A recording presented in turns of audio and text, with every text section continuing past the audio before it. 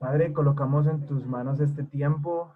Realmente queremos que nos hagas entendidos en lo que quieres hacer en nuestras vidas, nos des comprensión de todas las cosas y queremos que nos escuches, Padre, porque Jesús dijo que todo lo que pidiéramos al Padre en oración creyendo, eso lo vamos a recibir. Y de verdad sabemos que tú sí respondes, sabemos que tú sí contestas, sabemos que tú sí estás al control de todas las cosas y de verdad te necesitamos.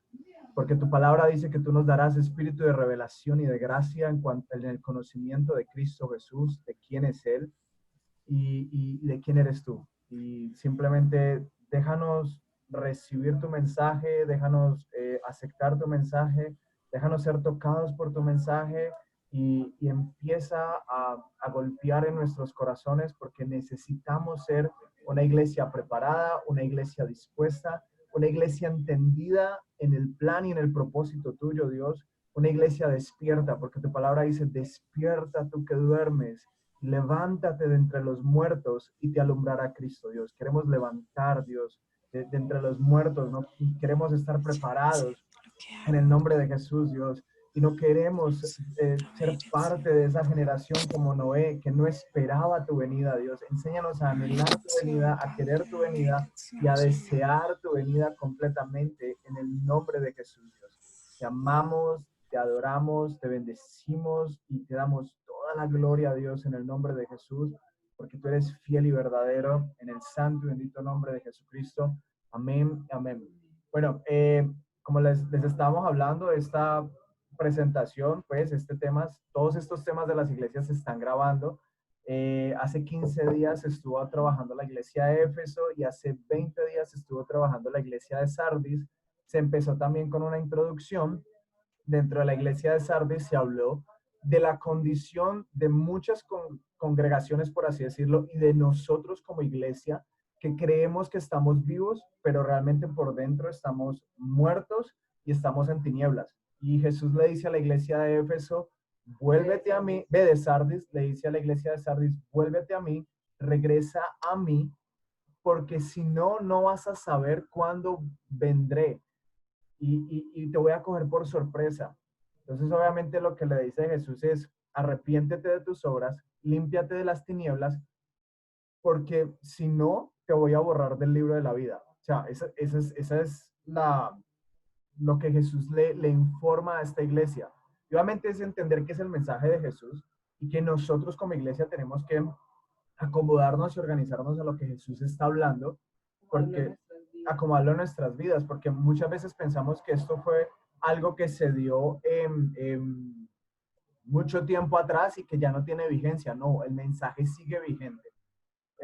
También vimos la iglesia de Éfeso, que es una iglesia que está llena de obras, que hace todo por amor a Dios y a la final por amor al nombre de Dios, por amor al nombre de Dios, o sea, tiene mucho conocimiento teológico de quién es Dios, tiene un conocimiento pleno de todas las cosas que tiene que hacer, o sea, es una iglesia que se da por los pobres, se da por las viudas, se da por todos, o sea, se gasta, defiende el evangelio, es una iglesia espectacular, pero Jesús le dice, tengo contra ti que has dejado tu primer amor, o sea, todo lo que tú haces no importa, no me interesa, bacano, chévere lo que estás haciendo, pero para mí es más importante que me ames. Y si no me amas, o sea, todo eso que estás haciendo no tiene validez.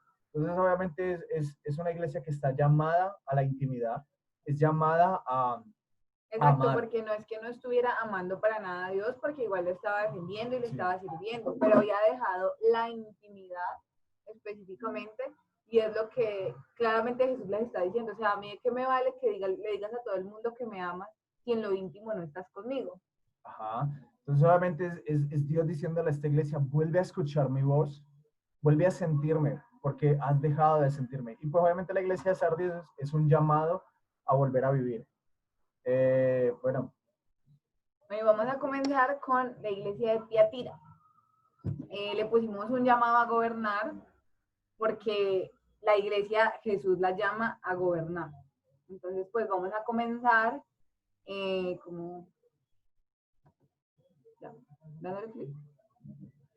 Vamos a comenzar con algunas características generales de la iglesia, porque igual no se sabe, no, pues en la palabra no se habla mucho de ella, pero Tiatira era la más pequeña de las 7 ciudades a las que Jesús les escribe pues las cartas de las iglesias, y aunque era una ciudad muy pequeña, era una ciudad muy importante, porque pues específicamente en el comercio, porque se producían cosas que en otras ciudades no se producían, como pues el púrpura, con lo que tenían las telas, que pues era muy costoso y solamente se producía allí, pues en ese sector, entonces de todas partes iban allí. Entonces, a pesar de que era muy chiquita, era importante en ese punto. Como era una ciudad de mucho comercio, todo dependía de ellos, o sea, la economía de Tiatira era por el comercio. Entonces los cristianos obviamente también dependían del comercio. Y para estar en ese comercio se necesitaba estar en un grupo religioso. Entonces, llamemos grupos religiosos seguidores de ídolos. O sea, en ese tiempo eran, por ejemplo, los seguidores de Apolos, los seguidores de Diana. Entonces, o sea, esos grupos religiosos eran pues como que sectorizaban la economía en ese momento. Entonces, para ser parte de la economía, para poder vender, para poder moverse en ese ambiente, tenían que hacer parte de esos grupos religiosos, tenían que ir a las reuniones, a los sacrificios, tenían que comer esa comida sacrificada de ídolos, bueno, tenían que hacer eso pues para poder estar en el mismo círculo. Entonces, esta iglesia específicamente lidiaba con la inmoralidad, ya que aunque sabían que no estaba bien participar de estos grupos religiosos, pues su excusa era que necesitaban hacerlo para poder subsistir. Entonces, obviamente, los grupos religiosos no era como que, ay, no, voy a ir a una reunión, me siento y no digo nada. O sea, no, en esos grupos religiosos se hacían sacrificios de animales, aún de personas, se hacían orgías, se hacían cosas muy pesadas solamente porque, o sea, en el círculo que se movían para sacrificios para el dios que estuvieran haciéndolo. En esa ciudad creo que era Apolos. Sí, Apolos. Entonces, pues más o menos eso. Recordemos algo en las clases anteriores y pues obviamente desde la introducción hemos estado hablando de que Dios nos habla actualmente por medio de las cartas a las iglesias. O sea, vimos que habían como 4 formas de tomar las cartas, una histórica, pues hablando de que eran solamente para ellas, una universal, que era pues, o sea, para todo el tiempo y en todo lugar, como que las cartas sirven para ahora, sirven para antes, sirven para toda la iglesia, individual, que es que las cartas también van dirigidas a cada cristiano, a cada persona, y ¿cómo se llama? Escatológicamente, que es para hablar específicamente de los últimos tiempos, o sea, tomar las cartas específicamente para la iglesia que viene en los últimos tiempos. Entonces, pues esas 4 formas de estudiar las iglesias, obviamente las tenemos que tener en cuenta, pero principalmente tenemos que en este tiempo tomar el estudio de las iglesias como algo individual, o sea, para mí mismo, para mí como parte de la iglesia, para mí como cristiano, o sea, cómo estoy viviendo y qué Dios quiere mostrarme, qué Jesús quiere hablarme. Entonces, pues como que dispongámonos también a ver Dios qué nos quiere decir con respecto pues a este mensaje. No, y que adicional es poder ver que Jesús, o sea, poder ver y entender que Jesús se mueve dentro de las diferentes iglesias, o sea, dentro de las 7 iglesias Jesús se está moviendo y Jesús las ama. Y hoy estamos viendo la tercera iglesia, pero vamos a ver que cada iglesia estaba pasando por un conflicto interno tremendo, por una presión demoníaca, por una presión de pecado, de cosas tremendas que uno dice, Dios, esto no debe ser iglesia. Obviamente es poder entender que nosotros estamos llamados a orar por las personas que hay dentro de congregaciones, porque las personas son la iglesia, orar por esas personas para que Dios las lleve al arrepentimiento, para que Dios las cambie y para que Dios las vuelva a conectar con Él. Y aún si nosotros nos vemos envueltos en alguna de estas situaciones de estas iglesias, Jesús nos está llamando también al arrepentimiento y nos está diciendo, arrepiéntete, o sea, cambia, enfócate en mí, porque lo que estás haciendo no está bien, pero si te enfocas solamente en mí, si das en el objetivo de mirarme, todo va a ser diferente. Bueno, y además también acuérdense que pues es un grupo abierto de lo que quieran compartir, lo que quieran comentar, pues pueden hacerlo. Sí, claro. Y si tienen algo que pronto nosotros no sabemos o no hemos comentado pues de la iglesia, pues también es importante porque pues todos necesitamos aprender. Entonces pues vamos a comenzar con Apocalipsis 2:18. ¿Alguien lo puede leer? No sé, es que no estoy viendo. Y escribe al ángel de la iglesia en Tiatira, el Hijo de Dios, el que tiene ojos como llama de fuego y pies semejantes al bronce bruñido, dice esto. Exacto. Entonces, aquí Jesús se les presenta de tres maneras a la iglesia de Tiatira. Y sabemos que a todas las iglesias se les presenta de manera diferente. O sea, a cada iglesia le muestra características diferentes de su persona. Entonces, a la iglesia de Tiatira se les presenta primero como el Hijo de Dios. Entonces, al presentárseles como el Hijo de Dios, se les está revelando como Dios mismo. O sea, yo soy Dios también. Yo tengo el poder de Dios. O sea, yo soy uno con Él, muestra la unidad, pero también está diciendo yo soy Dios, yo tengo el poder, Dios me ha dado a mí la autoridad, yo soy su hijo. Entonces, les está diciendo yo soy Dios. También cuando les dice hijo de Dios, se les está presentando como el Mesías o el Salvador. En ese tiempo decían el Hijo de Dios, cuando decían el Hijo de Dios querían decir el Mesías. Entonces él se estaba presentando como el Hijo de Dios diciendo yo soy el que los rescaté, o sea, yo soy el que los salvé, yo soy el que los saqué de donde estaban, pero así como lo hice una vez, yo lo puedo volver a hacer. O sea, si ustedes necesitan que yo los salve, no piensen que solo lo hice una vez. O sea, yo soy el Hijo de Dios y yo lo voy a hacer las veces que sea necesario. O sea, lo que él les está diciendo es que su naturaleza carnal no va a ser impedimento nunca para que yo los rescate cuando ustedes me lo pidan. O sea, él les está diciendo, yo soy el Hijo de Dios y yo tengo el poder, y solamente si ustedes me piden, yo los saco de donde están, yo los ayudo, yo los levanto. También se le presentó como con el que tiene ojos como llamas de fuego. Y el fuego, pues sabemos que es una representación del poder de Dios. Muchas veces nos han engañado que el fuego es del infierno y de Satanás, que no sé qué, pero el fuego es una representación del poder de Dios. Y al decir que tiene los ojos como llamas de fuego, lo que está diciendo es, o sea, yo tengo ese poder, pero en mis ojos yo todo lo puedo ver, yo todo lo puedo juzgar porque mis ojos son puros. O sea, el fuego para las personas pues del mundo y para el enemigo, el fuego significa destrucción, obviamente. O sea, los va a consumir totalmente, los va a dañar, los va a quemar. Pero para nosotros como hijos de Dios, el fuego significa purificación, ¿sí? El fuego significa estar purificados totalmente, el fuego significa que va a consumir todo lo malo de nosotros, pero nosotros no vamos a ser consumidos. Entonces, cuando él está diciéndole a esa iglesia, yo soy el que tiene los ojos como llamas de fuego, les está diciendo, yo juzgo con justicia y yo purifico con mis ojos las acciones de a quien miro. O sea, lo que yo miro, yo lo purifico con mis ojos de fuego. No para destruir, sino para corregir. O sea, les está diciendo, yo puedo ver su interior y voy a consumir lo que los está contaminando. Y les dice también que tiene pies semejantes al bronce bruñido. Cuando vimos lo del bronce en Babilonia, exacto, vimos que el bronce significaba sabiduría y conocimiento.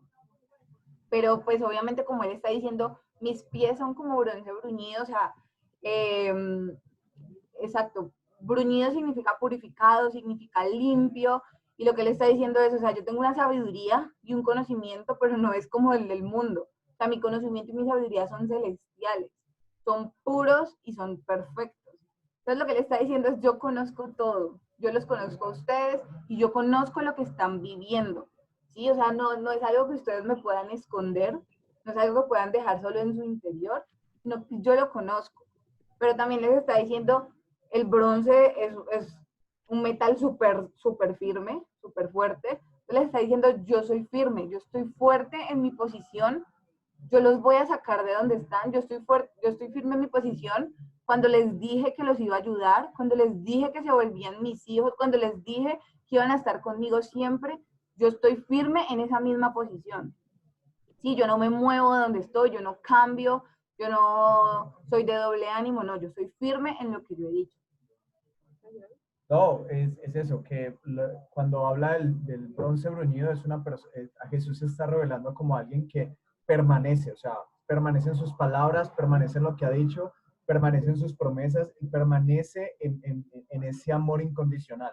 Y obviamente también permanece en los juicios que ha lanzado, ¿no? Porque es que vamos a ver que Sí, toda su palabra, todo lo que él ha dicho, él permanece firme en eso. Y obviamente vamos a ver que con estas iglesias, esta revelación de Jesús lo que le está diciendo es, arrepiéntanse, les estoy dando tiempo, háganlo, no sean tercos, humíllense, sean humildes. Entonces, obviamente les está mostrando eso de quién es él.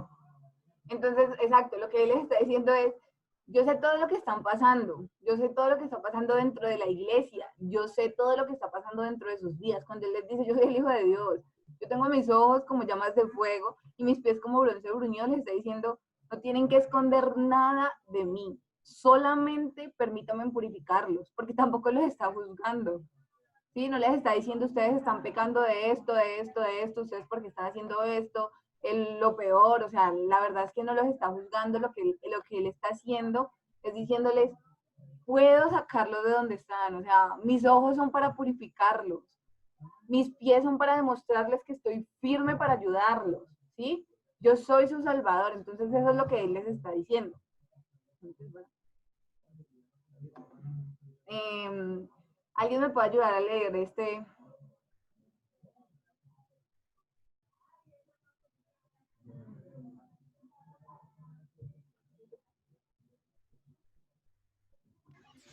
¿Yo? Yo conozco tus obras y amor, y fe, y servicio, y tu paciencia, y que tus obras postreras son más que las primeras. Amén. Bueno, ahí ya Jesús pues se les presentó, les dijo quién era para ellos, y aquí les está reconociendo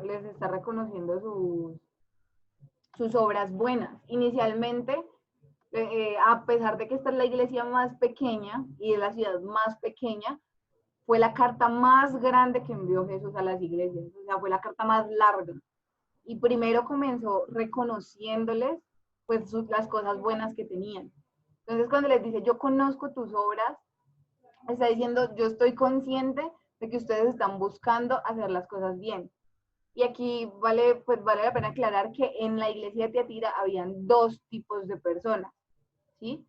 Estaban los cristianos que estaban teniendo luchas y cayendo como bajo la presión, y estaban los cristianos que a pesar de todo lo que estaba, pues de toda la presión que se estaba generando en la iglesia en ese tiempo y en la ciudad en ese tiempo, estaban firmes. O sea, habían unos cristianos que de verdad estaban firmes, súper firmes en todo, y habían unos que iban a la iglesia, pero estaban menguados, o sea, caían bajo la presión, pues de lo que les habíamos contado del comercio, de todas las situaciones que se estaba viviendo. Entonces, tenemos que tener en cuenta eso, pues para lo que vamos a ver, que habían dos tipos de cristianos en esa iglesia. Entonces, aquí Jesús les está diciendo a los cristianos que han permanecido, y pues obviamente ustedes saben que somos un cuerpo, entonces él le habla a toda la iglesia en general, le dice, yo conozco tus obras, o sea, y le recalca, yo sé que has tenido amor, o sea, Tiatira estaba amando, y no solamente estaba amando a Dios, Tiatira también estaba amando a las personas. Entonces podemos ver ahí la comparación, por ejemplo, con Éfeso, o sea, Éfeso estaba haciendo de todo, pero Éfeso no estaba amando. En vez de Jesús le dice a Tiatira, tú sí estás amándome, tú me estás amando a mí, y tú estás amando a las personas, y yo reconozco y valoro eso. También le estaba diciendo, tú tienes fe, pero no, en esa versión, o sea, traducido al griego, fe es más como fidelidad. Entonces le dice, o sea, tú has permanecido, los que han permanecido de verdad fieles a pesar de la presión que estaban teniendo en ese momento. Y Jesús les está diciendo, yo valoro que permanezcan fieles aunque tengan al mundo encima, aunque tengan toda la ciudad, aunque tengan dificultades por la economía, o sea, yo valoro su fidelidad. También les está diciendo, yo sé que ustedes están sirviendo con perseverancia y con paciencia. Cuando les dice sirviendo con perseverancia y paciencia, les está diciendo, o sea, yo veo que ustedes están haciendo las cosas firmes, sin desmayar, como que hoy serví y mañana me toca volver a servir y ay no, otra vez yo porque no pueden a otro, o sea, no, o sea, lo están haciendo y lo están haciendo. Y cuando dice con paciencia, habla más, o sea, cuando Jesús habla de la paciencia que tienen que tener, obviamente es la paciencia para su segunda venida, o sea, la paciencia de Jesús es la paciencia para cuando Él venga, y obviamente es muy difícil, imagínense en ese tiempo ellos esperando, o sea, para ellos Jesús podía llegar en cualquier momento, entonces como que han esperado en la paciencia de Jesús cuando yo vaya a volver, sirviendo sin cansarse, sin importar si voy a volver mañana, voy a volver en un mes, voy a volver en 500 años, o sea, siguen en eso. Y lo más importante que pues yo pienso que les dijo es que sus obras postreras son mayores a las primeras. Eso quiere decir que todas estas cosas que les dije, el amor, la fe, la fidelidad, el servicio, son mayores, fueron, o sea, eran mayores en ese momento cuando iniciaron.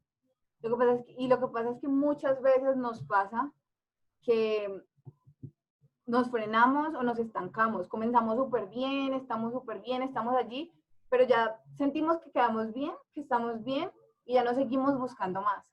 No seguimos buscando amar más a Dios, no seguimos buscando crecer más en nuestra fe, no seguimos buscando servir más porque siempre hay que servir más. O sea, Jesús sirvió hasta dar su propia vida. Entonces, como que él estaba agradecido y reconociendo que de verdad sus obras postreras iban siempre en aumento, o sea, siempre iban mejorando, siempre iban teniendo más amor por Dios y por los otros, siempre iban creciendo en fidelidad, siempre su servicio iba aumentando, iban dándose más. Entonces, como que él estaba reconociendo eso.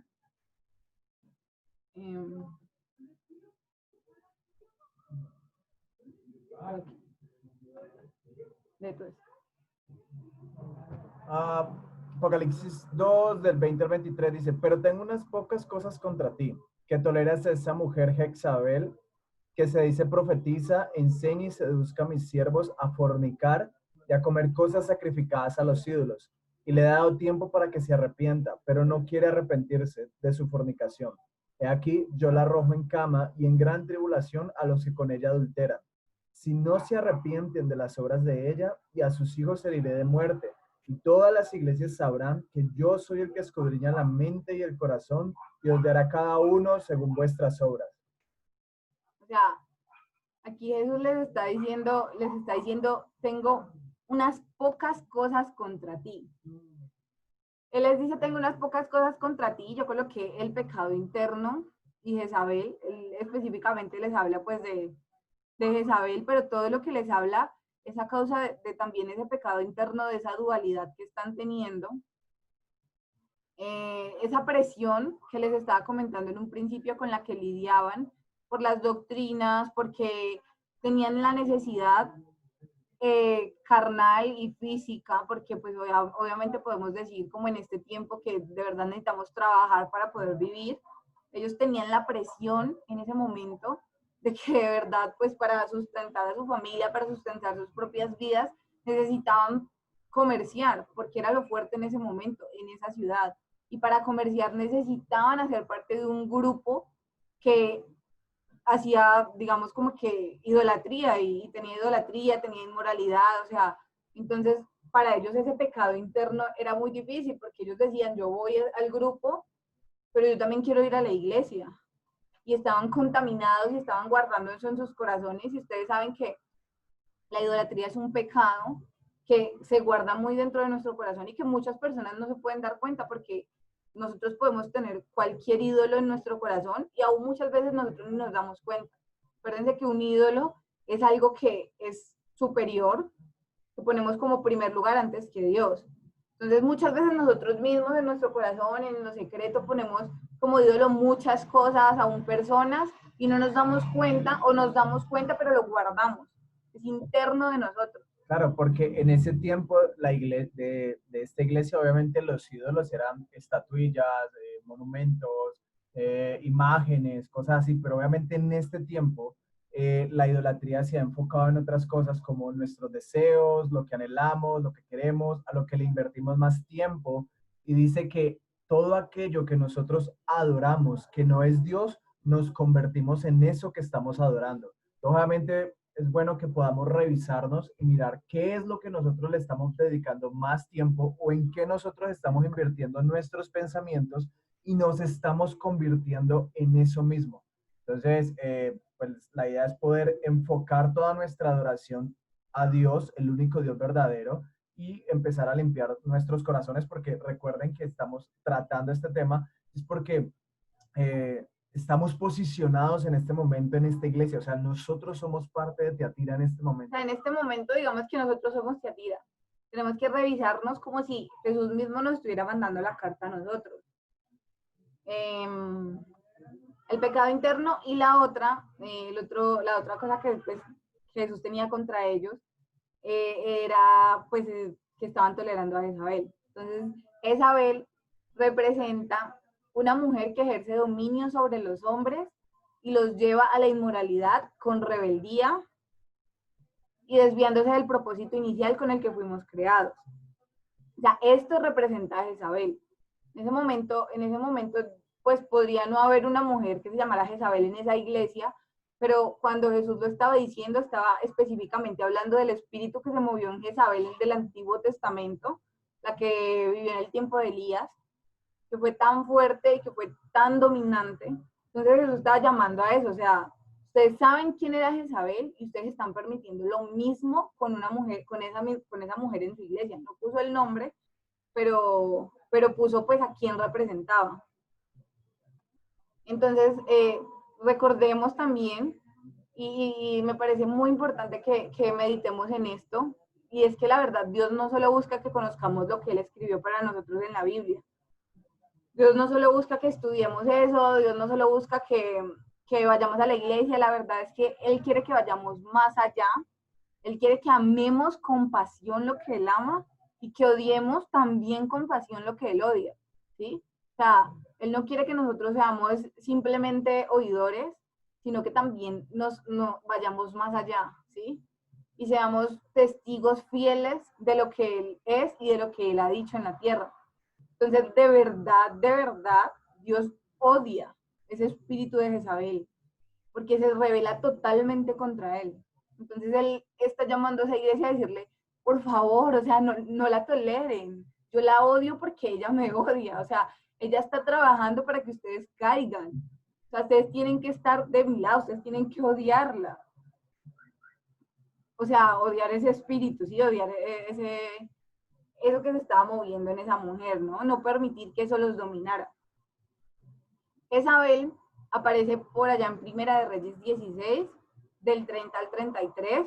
Pues ahí está la cita, pero más o menos les voy a explicar. Ella aparece, era una profetisa y sacerdotisa de Baal. Imagínense que a ella ya es la embarrada porque se casa con el rey de Israel. Y ustedes saben que uno de los mandatos más importantes para los reyes y para los israelitas en general era no casarse con mujeres de otras naciones. ¿Por qué? Porque obviamente Dios sabía, o sea, los van a llevar a adorar a los dioses de esas naciones. Pero pues ahí ya el rey la había embarrado porque pues se casó con ella.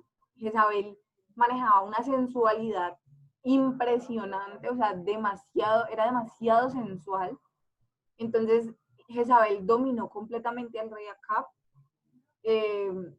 y lo llevó, obviamente, pues a pecar con ídolos, lo llevó a adorar y a rendir culto a Baal y a rebelarse contra el Dios de Israel. O sea, Jezabel cometió un pecado tan grave para Dios que fue que no solamente llevó al rey a adorar a Baal y a poner estatuas y a poner, bueno, miles de cosas en todo Israel, sino que también llevó a todo el pueblo a la idolatría. Imagínense una sola mujer permitir que, o sea, hacer que todo un pueblo caiga en idolatría. Obviamente esto enfureció totalmente a Dios, ¿sí? Ahí aparece Jezabel aparece mucho, o sea, la verdad ya da mucha lora. y le tocó al profeta Elías. Entonces, si quieren, pues la historia está entre Primera de Reyes y Segunda de Reyes desde el 16, para que los que quieran mirar, estudiar más de Jezabel. Pero entonces vamos a ver algunas características del espíritu de Jezabel, unas de las características que se movía en ella y que recordemos que, bueno, en ese momento, cuando apareció en Primera de Reyes, pues era específicamente esta mujer, pero luego, a través del tiempo, ese espíritu se empezó a mover en las mujeres. Y obviamente no quiero decir que solo afecte a las mujeres, ahorita vamos a ver cómo afecta también a los hombres, pero se empezó a mover y hasta el día de hoy lo vemos. Es un espíritu dominante y vamos a ver algunas de las características. Obviamente todas las personas que de pronto estén siendo influenciadas, no vamos a decir que ese espíritu se les metió y, o sea, cambiaron totalmente y están, ¿cómo se dice? Poseídos y bueno, las cosas terribles, no, porque podemos decir tristemente que el espíritu de Jezabel se metió también dentro de la iglesia, como lo vemos aquí en Tiatira, pero sí es un espíritu que influencia, es un espíritu de influencia. Entonces ahorita vamos a ver estas características. La primera, pues, que vamos a hablar es la rebeldía. O sea, Jezabel es totalmente rebelde. Todo el que tenga este espíritu siempre va a tener algo de rebeldía, que la rebeldía es siempre ir en contra. Puede ser rebeldía pasiva, puede ser rebeldía activa, puede ser, no, a mí no me gusta lo que estás diciendo, o puede ser que así uno se quede callado por fuera, por dentro es, pero ¿por qué dijo eso? Pero no me parece, pero yo no lo voy a hacer. No, o de pronto también no está de acuerdo con las palabras de Dios, con lo que Dios ha escrito, con lo que Dios ha dicho, o cuestiona todo lo que, las profecías de Dios, los actos de Dios. Yo creo en Dios, pero esta palabra no me parece y pues obviamente no la voy a cumplir. O sea, yo creo en Dios, pero por ejemplo, la palabra, pero lo del diezmo a mí no me late. O sea, yo amo a Dios y yo voy a ir a la iglesia todos los domingos, pero a mí lo del diezmo como que no me va mucho. A mí me parece que la gente se roba la plata y yo no voy con eso. Es un ejemplo, ¿no? Obviamente. Segundo, es un espíritu, digamos, ella la profetiza. Y obviamente cuando Jesús le dice a la iglesia de Tiatira, le dice, se dice, profetiza. Se dice, profetiza. Y obviamente no se decía profetiza de Baal, sino que se decía profetiza del Dios de Israel en la iglesia de Tiatira. Y lo que pasa con este punto es que muchas veces este espíritu se autoproclama, ¿sí? Se autoproclama, yo soy pastor porque me gusta, yo soy pastor porque yo creo que yo siempre he sido llamado para eso, porque yo leo las palabras de pastor y yo me siento como algo en mi corazón, yo soy evangelista porque yo amo viajar, pero muchas veces Dios tiene otros planes para nosotros y los principales planes de Dios son las obras que Él nombra al inicio de la carta, ¿sí? Y es algo que tenemos que tener en cuenta en nuestros corazones, que el principal llamado y propósito de Dios a nuestras vidas es el amor, la fidelidad, el servicio con perseverancia y que esas obras sean mayores cada vez, obviamente todo en Él y para Él. Sí, o sea, ese es nuestro mayor propósito, amarlo a Él y amar a las personas, ¿sí? El ministerio obviamente se desarrolla cuando hacemos eso, pero entonces mucha gente se autoproclama y empieza a buscar un ministerio sin haber antes amado, sin haber antes servido. Entonces como que lo que hacía Jezabel es, yo soy, digamos, por ejemplo, un ejemplo, yo soy pastora, entonces yo no voy a servir, por ejemplo, pues hablando de las obras primeras, yo no voy a servir porque ya hay gente que sirve, yo tengo otras cosas que hacer porque yo ya soy la pastora. Un ejemplo, entonces esto hacía ella, se autoproclamaba. Y cuando dice profeta, quiere decir que el profeta espiritual, el profeta de Dios, lo que hace es promoverte a todo lo espiritual, ¿sí? El profeta quiere traer siempre lo espiritual a lo que estamos viviendo, ¿sí? Quiere traer siempre lo que es espiritual a los temas de conversación, quiere traer siempre lo espiritual a las vidas de las personas, quiere siempre levantar el espíritu en la vida de la persona.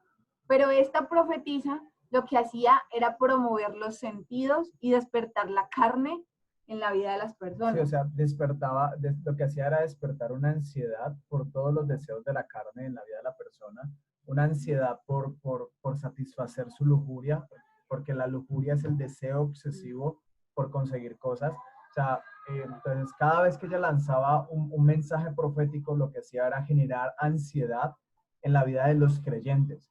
Cada vez que este espíritu se movía entre ellos, promovían los sentidos. Lo que veo, lo quiero.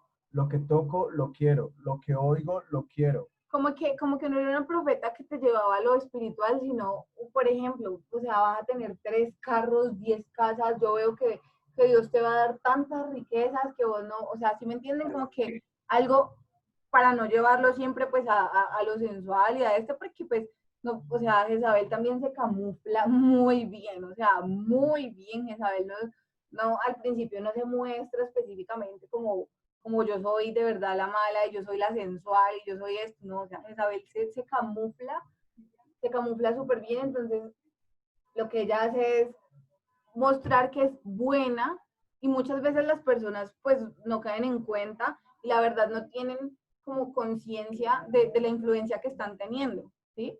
Y eso nos puede pasar a todas las mujeres, o sea, la verdad nos puede pasar a todas, que podemos caer en eso porque además es un espíritu que ahorita vamos a ver, se está moviendo muchísimo en este tiempo en las mujeres. Entonces, como que cualquier mujer puede caer en eso en un momento, pero nosotros podemos vencerlo.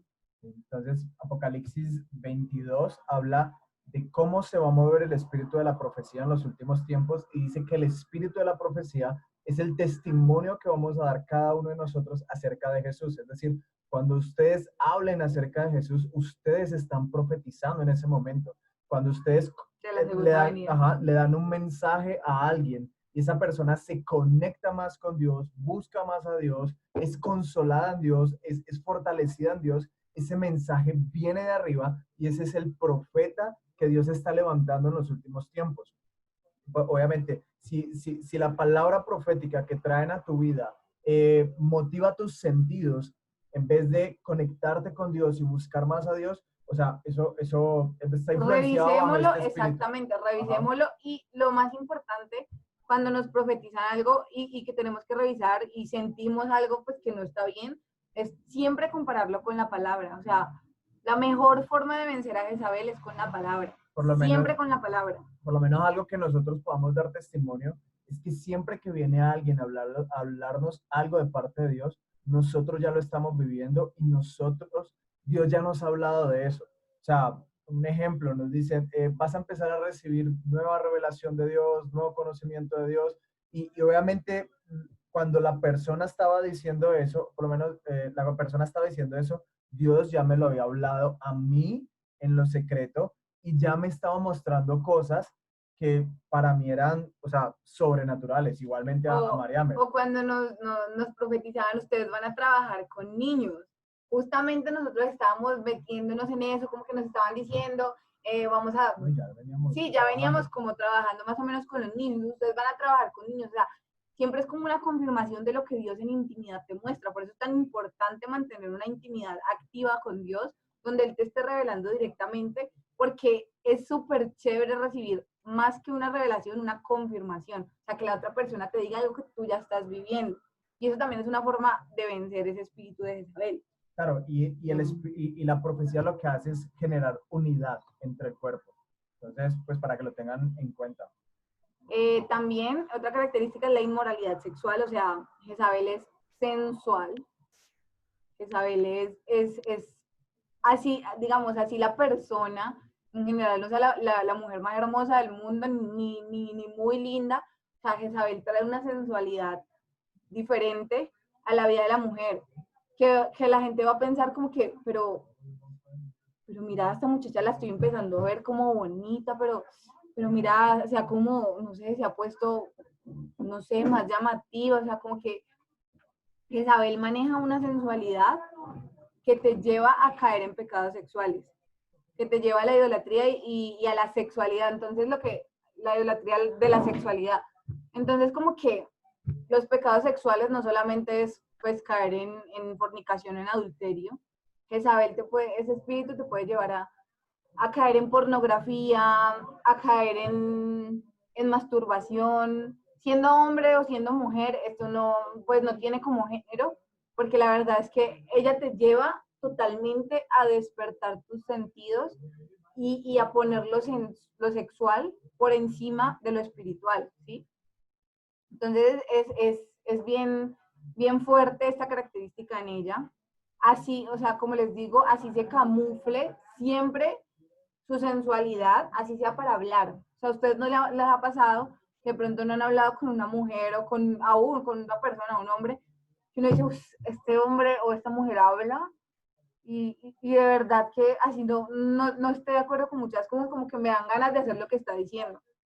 Lo que pasa es que es eso, o sea, se está moviendo un espíritu de Jezabel que conquista a la gente con sus palabras, que conquista a la gente con sus acciones, como que te atraigo a lo que yo estoy diciendo y haces lo que yo estoy diciendo. Eso lo maneja.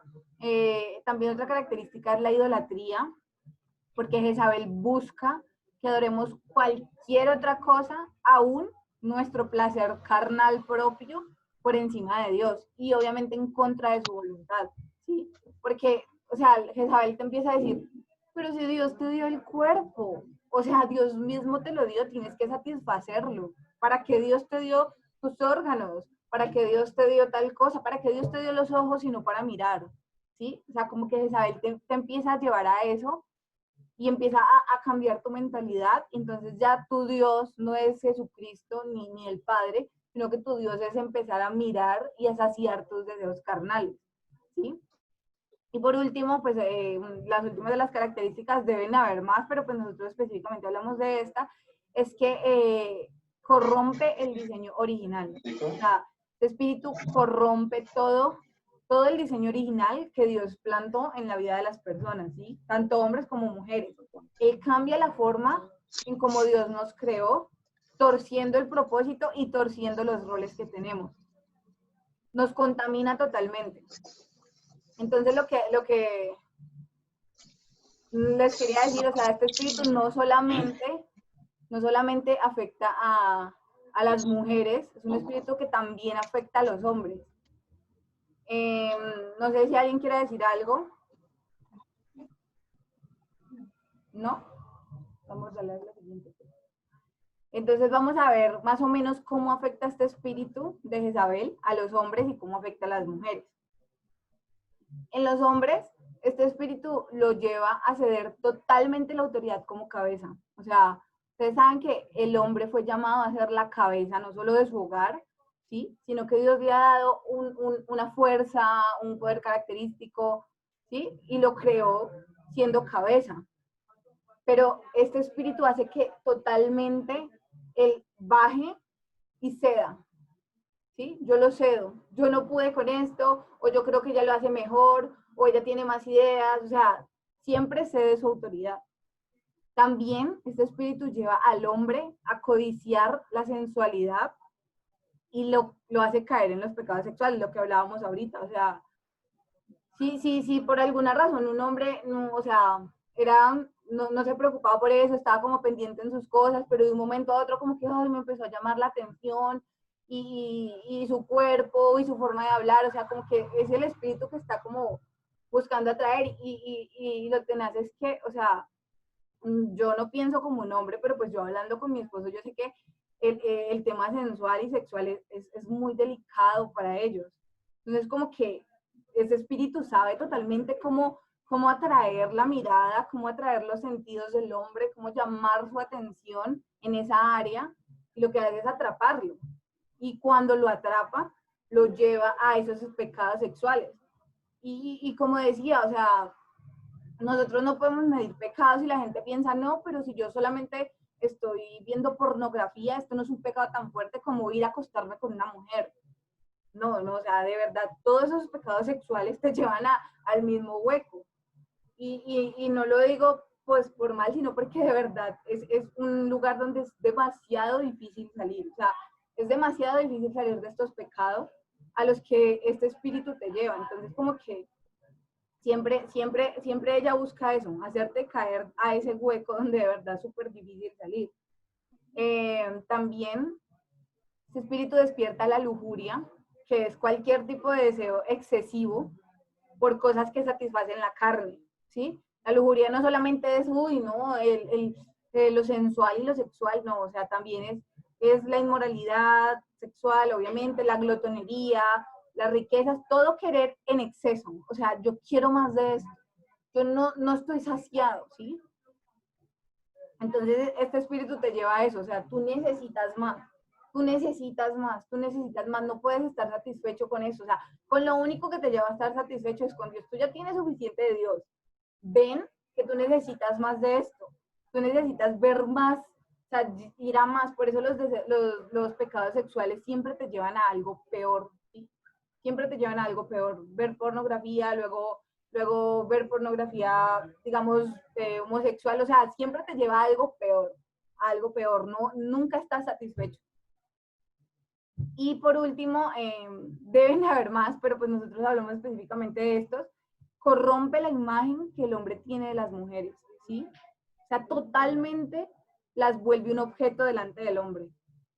Totalmente, o sea, como que el hombre ya no ve a la mujer como su apoyo, como su ayuda, como el que lo sostiene, sino que el hombre ve a la mujer como un objeto sexual que va a saciar sus deseos.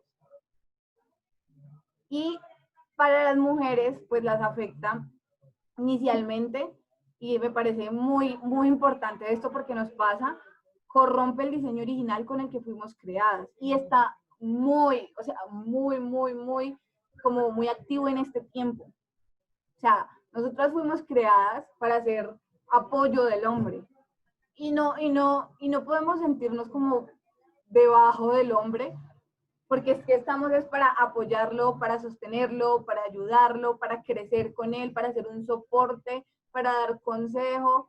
Pero entonces la mujer, o sea, ha corrompido, este espíritu ha corrompido tanto el pensamiento de las mujeres que las lleva a creer que eso no es suficiente. O sea, el diseño con el que Dios te creó no es suficiente. O sea, vos tenés que llegar a más, vos tenés que tener la posición del hombre, porque es que Dios, porque es así, Dios, porque le dio al hombre la autoridad. Es que eso es ilógico, es que eso es injusto. Entonces, Dios es machista. esto, ¿van a decir algo? Dios es machista. Ajá, exacto. O sea, Dios, ¿qué le pasa? ¿Cómo es posible? Entonces, esto está moviéndose demasiado en este tiempo y nos afecta indirectamente. O sea, yo les digo, a mí me ha pasado muchas veces que digo, pero ¿por qué si yo tengo las mismas capacidades? Pero ¿por qué sí? Pero Dios, o sea, Dios no me está diciendo que yo soy menos o que soy más débil. Dios me está diciendo, yo te hice para otra cosa. O sea, tú tienes algo diferente de lo que Él tiene, pero ustedes se complementan, ¿sí? Entonces, o sea, como que te nubla de la realidad de Dios y te empieza a meter puras mentiras, puras mentiras. También este espíritu genera baja autoestima en las mujeres, ¿sí? Aunque la mujer se muestre sensual, se muestre poderosa, o sea, yo sola puedo, yo sola soy suficiente, miren mi cuerpo, miren mi cabello, miren lo que conseguí. La verdad es que por dentro ella siente que es menos y que siempre tiene que conseguir más. Yo necesito que me miren porque, o sea, yo necesito atención. Cuando las mujeres necesitan que las miren, necesitan atención porque tienen una baja autoestima. Muchas veces este espíritu genera que se sientan, que se empiecen a sentir tan mal, que necesiten que otros, específicamente los hombres, les den piropos, les den miradas, las hagan sentir especiales, porque eso es lo que les sube como eso, y eso genera este espíritu. O sea, la verdad es que nosotras no necesitamos ese tipo de cosas, porque nosotras sabemos quién nos creó y quién nos ama, pero muchas veces nos pasa, o sea, y nos pasa a todas, a mí me ha pasado esto. Este espíritu también menosprecia la imagen de Dios en los hombres, totalmente, o sea, porque ustedes saben que el hombre, pues estamos hechos a la imagen de Dios, pero lo que hace esta mujer es decir, el hombre no sirve para nada. Nosotros no necesitamos a un hombre. Vamos a crear un mundo sin hombres. O sea, el hombre no sirve para nada, ni siquiera para, o sea, podemos tener hijos sin hombres, podemos vivir sin hombres, podemos conseguir lo que queremos sin hombres, todo, ¿sí? Menosprecia lo que Dios puso en la vida del hombre, totalmente. Esa mujer también despierta la mentira de la autosuficiencia, lo que les estaba diciendo. O sea, yo no necesito a nadie, yo no necesito a mis papás, yo no necesito a mi esposo, a un esposo, yo no necesito hijos, yo sola puedo conseguir lo que quiero, yo sola puedo ser feliz, yo me puedo dar gusto en mis cosas, cuando de verdad Dios nos creó como un cuerpo, no solamente en la iglesia, Dios nos creó primero para que estuviéramos con alguien, ¿sí? Para que nos complementáramos, como les decía, pero también nos creó como un cuerpo, como una iglesia, y el espíritu de Jezabel quiere siempre levantar y exaltar, o sea, que la persona se exalte, que la persona se crea mejor, ¿sí?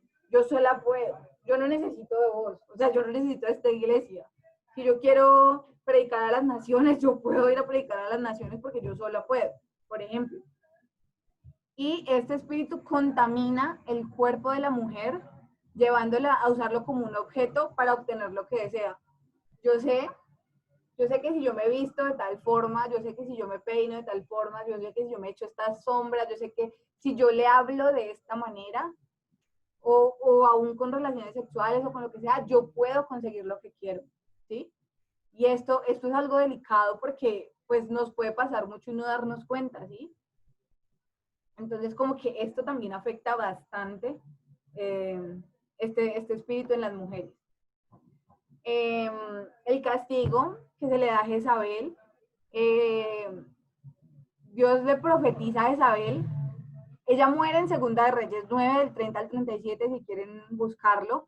Pero Dios antes de esto, él ya había profetizado que Jezabel iba a morir de una manera terrible. O sea, Jezabel murió horriblemente. Él ya lo había profetizado, pero en Segunda de Reyes, después de mucho tiempo de que Dios lo profetizó, porque de verdad ella vivió bastante, muere de una manera terrible, cae de una torre, la empujan de una torre y los caballos pisan su cuerpo. Bueno, o sea, unas cosas terribles que Dios específicamente las profetizó así, tiempo atrás, y literal se cumplió tal como Dios lo profetizó. Eso fue en ese tiempo con Jezabel, físicamente con ella. Pero Jesús, o sea, Jesús es demasiado misericordioso. Jesús es demasiado misericordioso. Y Jesús le dice a esta mujer que estaba influenciando allí, le dice, arrepiéntete, o sea, yo desde hace rato te estoy diciendo, yo te estoy diciendo en la intimidad, yo te estoy diciendo por persona, o sea, vos no estás sana de lo que estás haciendo, yo te estoy diciendo que te arrepientas, pero tu obstinación no te ha permitido arrepentirte, o sea, y algo que me parece, pues, lo que les venía diciendo, o sea, por ejemplo, ahorita estamos viendo fuerte esto, con esto del feminismo radical que se está moviendo ahorita, o sea, son obstinadas a más no poder, o sea, yo soy y punto, la mujer es la que debe gobernar, la mujer debe regir, la mujer debe esto, debe lo otro, o sea, son obstinadas y uno, o sea, uno no les puede hablar, no sé si a ustedes les ha pasado, pero una feminista radical, uno no le puede decir nada, porque primero se siente ofendida, se siente rechazada, siente que la están oprimiendo, ustedes son unos opresores, ustedes son unos machistas, ¿qué es eso del patriarcado? Ya tenemos que abolir eso, ahora volvió el matriarcado, o sea, como que uno no les puede decir nada porque son obstinadas y no vuelven atrás de su posición. Entonces el castigo de Jesús para esta mujer que tenía este espíritu de Jezabel que la estaba dominando es la muerte de una manera también terrible. O sea, él le dice, arrepiéntete, es que te estoy llamando al arrepentimiento, pero si no te arrepientes vas a morir con dolor. O sea, vas a morir con dolor. Porque es que Jezabel no solamente daña su vida, Jezabel necesita atraer a otros al pecado, ¿sí? ¿Qué hace Jezabel? Jezabel lo que hizo primero, llevó al rey, o sea, ella siempre busca la autoridad, la trae, y luego que trae la autoridad, ella sabe si hace caer la autoridad, hace caer a todo el pueblo, ¿sí?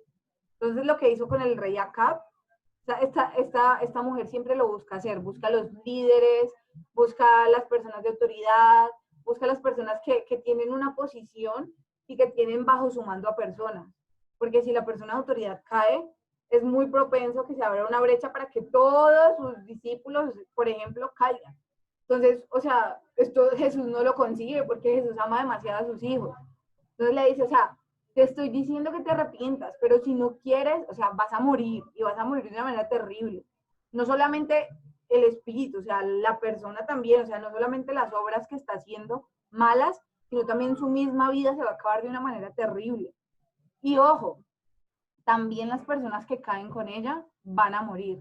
Y lo que le está diciendo es muerte eterna. O sea, no me importa que estés viniendo a la iglesia, no me importa que el que haya caído, si no se arrepienten de lo que están haciendo, van a tener muerte eterna.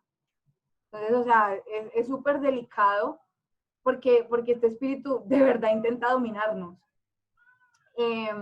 Vamos a leer esto ya para ir terminando. Dice Apocalipsis 2, del 24 al 25, pero a vosotros y a los demás que están en Tiatira, a cuantos no tienen esa doctrina y no han conocido lo que ellos llaman las profundidades de Satanás, yo os digo, no os impondré otra carga, pero lo que tenéis, retenedlo hasta que yo venga. Entonces, para más o menos darles un pequeño bosquejo de lo que él habla de las profundidades de Satanás, una de las profundidades de Satanás es desechar el evangelio básico de Jesús. O sea, ustedes saben que el evangelio de Jesús era para los niños, ¿sí? Los niños entienden y reciben el evangelio de Jesús. Es fácil de digerir, es fácil de entender, es difícil de vivir, pero el evangelio es fácil, es comible, ¿sí me entienden?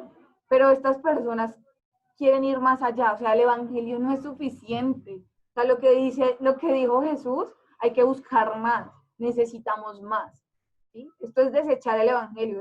Estos 4 evangelios a mí no me satisfacen, necesito más, necesito libros, necesito otras cosas, otras doctrinas.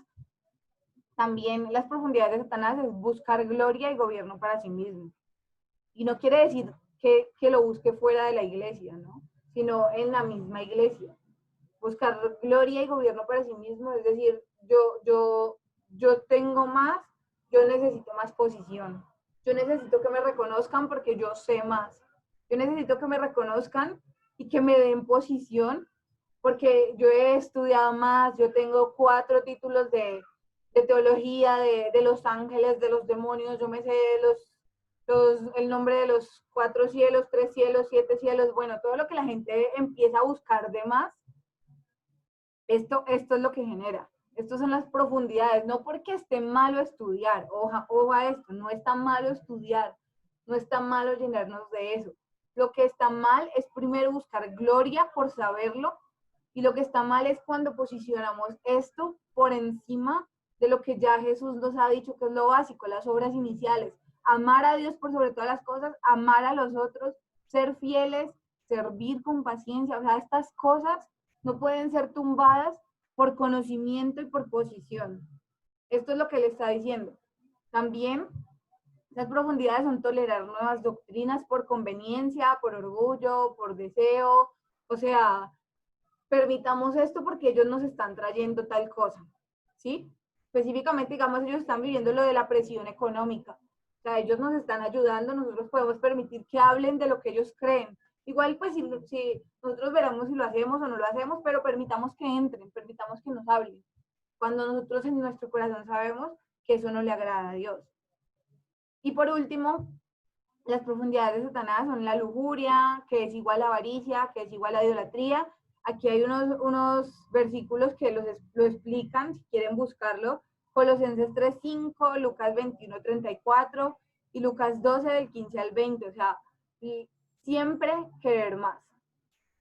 Siempre querer más. O sea, lo único, o sea, de verdad, lo único que a nosotros no nos debe saciar nunca es el querer buscar la presencia de Dios. Todo lo demás para nosotros, o sea, tiene que ser suficiente, ¿sí? O sea, lo único que nosotros debemos siempre buscar es más de Dios, agradar más a Dios, buscar más hacer su voluntad, o sea, más. Esto no es suficiente, yo te quiero agradar más, yo quiero conocerte más, o sea, eso es lo único que nos debe generar a nosotros más. O sea, nada más, nosotros no tenemos que buscar más riquezas, porque acuérdense que las riquezas en un punto nos corrompen. Nosotros no tenemos que buscar más amigos, porque también nosotros no tenemos que buscar más posición, porque acuérdense que Jesús dijo, o sea, el que quiera ser el primero en el reino va a tener que ser el último y servir y ensuciarse las manos y ensuciarse la cara y hacerle fuerte. Entonces, como que cada vez que buscamos más posición en la tierra, estamos alejándonos y bajándonos más de la posición del reino, cuando estemos en la eternidad. O sea, El que tenga posición en la tierra no va a tener posición en el cielo. Pero, o sea, no porque Dios no la quiera dar específicamente, si Dios te da la posición, pues tampoco es que no vas a tener posición en el cielo, sino que allí tienes que pedirle la sabiduría para que Él de verdad, digamos, pueda guiarte. Pero específicamente, o sea, el que tenga más aquí, sí, probablemente se corrompe y allá no tenga nada, ¿sí? Puede que vayan, pero las recompensas de las que Jesús habla son recompensas para los que se han dado, para los testigos fieles, que son los mártires, para los que han servido, para los que se han ensuciado las manos por el Evangelio. Estos son. Entonces, Jesús dice, o sea, yo conozco lo difícil que es lidiar con los pecados sexuales. Yo conozco lo difícil que es mantenerse puros. Yo conozco lo difícil que es no caer en idolatría, guardándose de estos pecados internos. Por eso Él les dice a los que han permanecido fieles en esta iglesia. Por eso les dice, o sea, no les impondré otra carga. Permanezcan fieles en la paciencia de Jesucristo, que es la espera hasta que Él vuelva. Hasta que Él vuelva, o sea, ustedes no saben y ni siquiera yo sé cuándo voy a volver, el Padre es el único que sabe, pero sigan en eso, o sea, sigan fieles, sigan firmes, no desmayen en lo que ustedes han perseverado con tanto esmero. O sea, eso les dice. Y a los que han caído les dice, vuelvan a mí, que igual yo los voy a sostener. Lo que les decía al principio, o sea, Él se les presenta como el Hijo de Dios. Yo soy su Mesías, y los salvé una vez, yo los voy a volver a salvar. O sea, ustedes solo tienen que pedírmelo. Yo con mis ojos de fuego los voy a purificar sus acciones, voy a purificar sus corazones. Solamente pídanmelo. Entonces, obviamente, lo que les está diciendo también es, y ustedes, o sea, no les voy a decir nada porque ustedes han permanecido fieles a pesar de la presión. Solamente les pido, sigan en lo que están, sigan firmes en esto, o sea, no desmayen en su fe, no desmayen en su fidelidad, no desmayen en su servicio. Y ya por último, dice, al que venciere y guardaré mis obras hasta el fin, yo le daré autoridad sobre las naciones y las regirá con vara de hierro y serán quebradas como vasija de alfarero, como vaso de alfarero. Como yo también le he recibido de mi Padre, esto está en Salmo 2, y le daré la estrella de la mañana. El que tiene oído, oiga lo que el Espíritu le dice a las iglesias. Ya se termina. En Salmo 2, el Padre le da la autoridad a Jesucristo para regir las naciones con vara de hierro y para quebrantar como vasija de alfarero los que se están levantando, los que se van a levantar en los últimos tiempos. Entonces lo que Jesús les está diciendo es, al que venciere y guardare mis obras, las obras de las que hablamos al principio, las obras que Él les recalcó que estaban guardando, al que permaneciere firme en estas obras, yo le voy a dar primero autoridad y gobierno. Gobierno en la actualidad y en lo eterno. En la actualidad para vencer la tentación, o sea, ustedes saben que el espíritu de Jezabel es tentación totalmente, vencer la presión y poder guiar y sacar a otros que están viviendo lo mismo. O sea, yo tengo la autoridad, digamos, un ejemplo, de ayudar a otros con la pornografía porque yo salí de eso, porque el Espíritu Santo me ayudó, porque yo puedo hacerlo, entonces yo puedo ayudar a otros. O sea, esa es la autoridad que les da Jesús, es un ejemplo, ¿no? Y también los va a poner a gobernar en la eternidad con Él. Segundo, también les da poder, la vara de hierro es poder para destruir aquello que los estaba destruyendo, ¿sí? Porque, o sea, lo que hace este espíritu es destruirte por dentro. Lo que yo les decía, los pecados, por ejemplo, sexuales, son pecados totalmente difíciles de controlar y cualquiera los puede tener y son internos, están escondidos. Y lo que hace este espíritu de verdad es empezar a destruirte por dentro. Entonces vos ya te empezás a sentir vacío, vos ya no querés seguir sirviendo porque te sentís sucio, vos ya no querés seguir yendo a la iglesia porque crees que te van a ver, que van a reconocer lo que tienes, pero cuando les dice, los que permanezcan firmes en esto van a tener el poder de destruir aquello que los está destruyendo, de gobernar sobre aquello que los está gobernando, ¿sí? Y no solamente en este tiempo, sino también obviamente en el tiempo venidero. O sea, nosotros vamos a tener poder cuando estemos con Jesucristo, cuando Él vuelva con nosotros. Y la tercera recompensa es la estrella de la mañana. Yo, o sea, hay muchas cosas, pero pues yo también recibí que la estrella de la mañana es ese brillo. Yo entiendo la estrella de la mañana como algo que brilla aún en medio de la luz, ¿sí? Porque en la mañana hay mucha luz, pero la estrella brilla a pesar de eso. Entonces, como que Dios les está diciendo, en la eternidad, yo voy a ser el sol. O sea, no van a necesitar luz, no van a necesitar sol, pero ustedes van a brillar con mi gloria también. Yo les voy a dar ese brillo especial. Ustedes van a reflejar esa gloria mía a pesar de todo. Entonces, como que para mí esa recompensa es genial. Bueno, todas son geniales. Y ya. Creo que ya acabamos. No sé si alguien quiere decir algo, tenga alguna pregunta.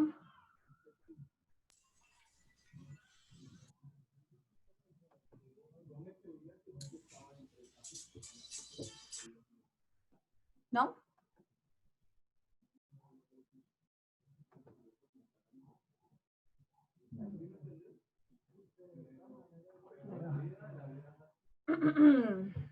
Claro. Entonces vamos a orar. Muchas gracias. Padre, te damos muchas gracias por este tiempo, te damos muchas gracias por lo que has hablado en nuestras vidas, te damos muchas gracias porque sabemos que este mensaje a las iglesias no solamente fue para ese tiempo, sino que también estás hablando a nuestras vidas, estás permitiendo que nos preparemos para lo que viene, estás permitiendo que estemos de pie ante las situaciones, estás enseñándonos, estás guiándonos, estás hablando en nuestras vidas. Dios, y de verdad te queremos dar gracias por este tiempo, gracias por tu palabra, porque de verdad es fiel y es la que nos sostiene en momentos de dificultad, Dios. Yo oro, Señor, que en el nombre de Jesús tu palabra sea viva en nosotros cada vez que de pronto vayamos a caer en tentación, cada vez que de pronto vayamos a lidiar con estas situaciones, Dios, porque no estamos exentos de todo lo que le pasó a esta iglesia y lo que podría pasar, Señor. Y simplemente te pido, Señor, que de verdad seas tú despertando y activando esa palabra en nuestras vidas y que tu Espíritu Santo sea rodeándonos, Señor, y acordándonos de todas las promesas, de toda la palabra, de la destrucción que viene sobre este espíritu y sobre estas personas que caen en esto, Dios, y levantándonos, Dios. Te damos gracias por las recompensas y te pedimos que de verdad nos fortalezcas para vencerlo en el nombre de Jesús. Amén. Muchas Amén. gracias. Muchas gracias.